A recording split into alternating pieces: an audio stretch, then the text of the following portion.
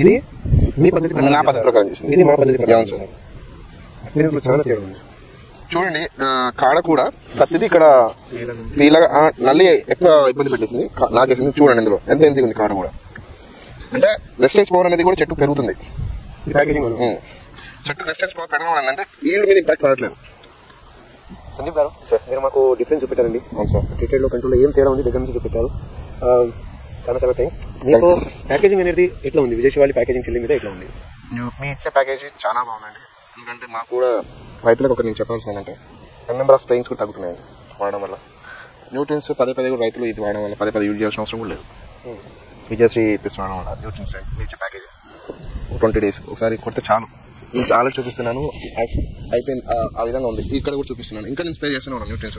కావడం వల్ల రైతులకు చెప్పాల్సింది ఏంటంటే విజయశ్రీ ప్యాకేజ్ వాడండి. వాడి నా అనుభవంతో చెప్తున్నాను, ఈల్డ్ ఇంపాక్ట్ ఉంది, చాలా ఇదిగా ఉంది.